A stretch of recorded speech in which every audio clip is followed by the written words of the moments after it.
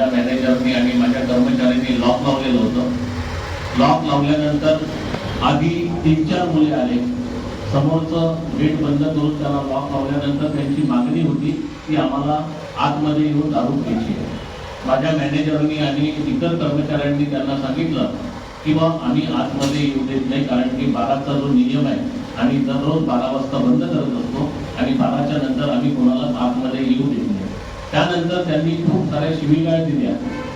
त्यांच्या उत्तरामध्ये माझ्या पण कर्मचाऱ्यांना त्यांना शिवीगाळ्याने उत्तर दिलं आणि तुम्ही चालले जा, नाहीतर खूप मारल्या जाईल इथे, असं माझ्या माणसांनी मॅनेजरनी म्हटलं.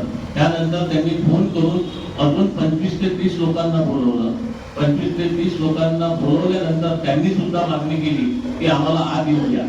त्यावेळेस 12:24 झालेले होते.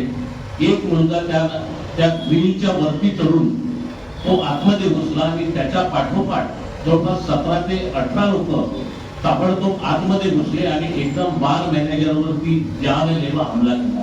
म्हणजे एवढ्या प्रमाणात, मोठ्या प्रमाणात हमला केला की काउंटरवरच्या बाजूला असलेले पूर्ण बंपर्स त्यांनी त्याच्या डोक्यावर फोडण्याचा प्रयत्न केला.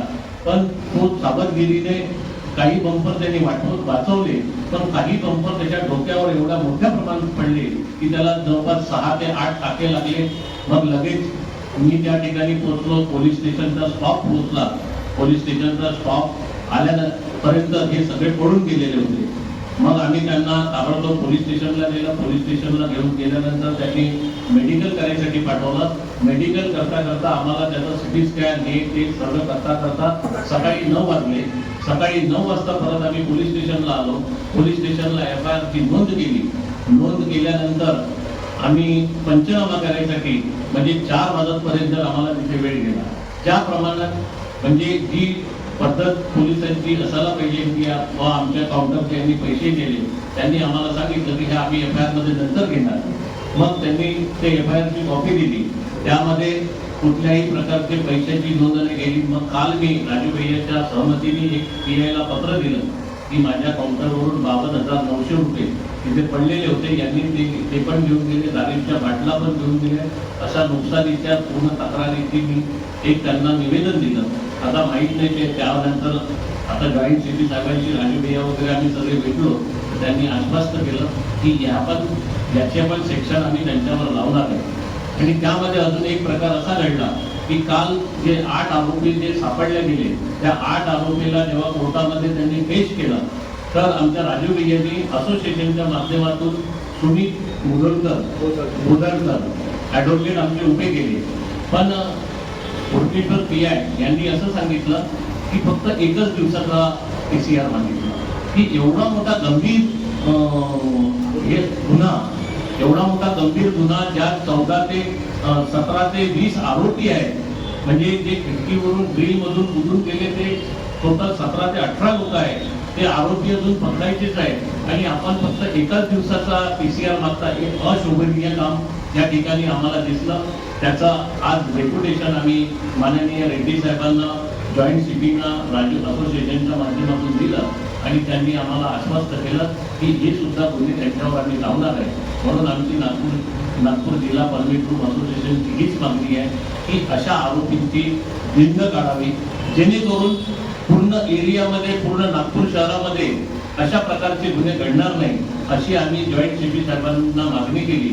आणि हेच आपल्याला या ठिकाणी आम्ही सांगायसाठी आलेलो आहे की अशा प्रकारे, कारण की या शहरामध्ये जवळपास 1000 ते 1100 परमिट रूम आहे. आम्ही धंदा करायचा की आमचं स्वतःचं रक्षण करायचं हे आम्हाला कळून राहिलेलं नाही आहे. एवढा प्राणघातक हल्ला होता की आपल्याला सगळे ते व्हिडिओ आलेलेच आहेत आणि तिथे त्या प्राणघातक हल्ल्यामध्ये तर आमचे माणसं जीवितहानी होता त्याची वाचलेली आहे. म्हणून आपल्या याच्या माध्यमातून आपण त्याला अजून त्याच्यावर उचित कारवाई व्हावी यासाठी आम्ही तुम्हाला विनंती करण्यासाठी या ठिकाणी आलेले आहे. धन्यवाद. आरोपी त्या गेटवरती असणारा एक DPचा कॉन्स्टेबल त्याच्याशी बोलत चाललेले आहे, तरी त्या DPच्या कॉन्स्टेबलनी त्या आरोपीला थांबवलेलं नाही.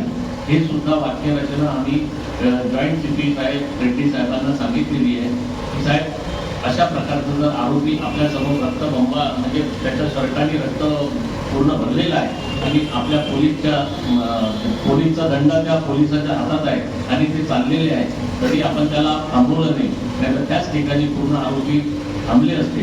पण त्यानंतर जो स्टॉप आला उडपीश्वर पोलीस स्टेशनचा, त्यांनी आम्हाला सहकार्य केलं, हेच आम्ही या ठिकाणी सांगतो आहे. आपण अजून माध्यमाच्या माध्यमातून या ठिकाणी जास्तीत जास्त कुठेपर्यंत हे प्रकरण जाईल आणि यांच्यावर किती कडक कारवाई होईल आणि ते नागपूर शहरासाठी किती पोषक राहील.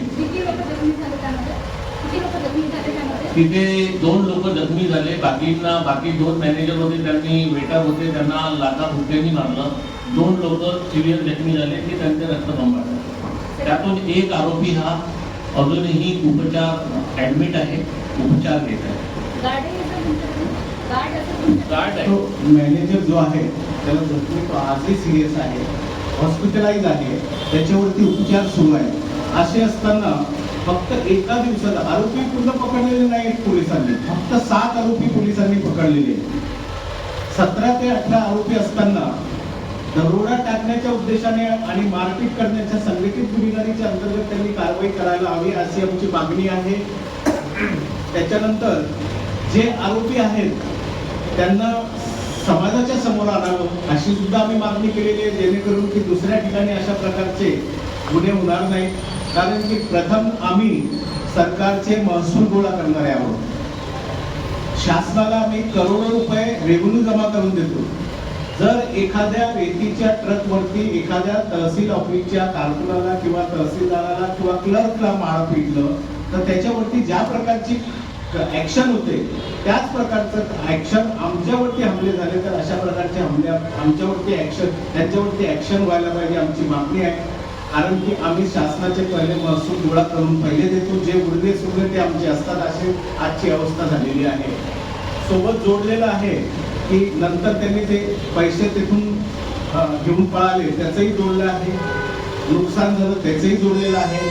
आमची एक मागणी सुद्धा आहे की अशा प्रकारचे जे गुन्हे करतात, तोडतोड करतात, त्यांच्याकडनं ही रिकव्हरी झाली पाहिजे, जेणेकरून की इतर ठिकाणी अशा प्रकारचं नुकसान होणार नाही आणि त्या आरोपींकडून हे वसुली झाली पाहिजे. दुसरं,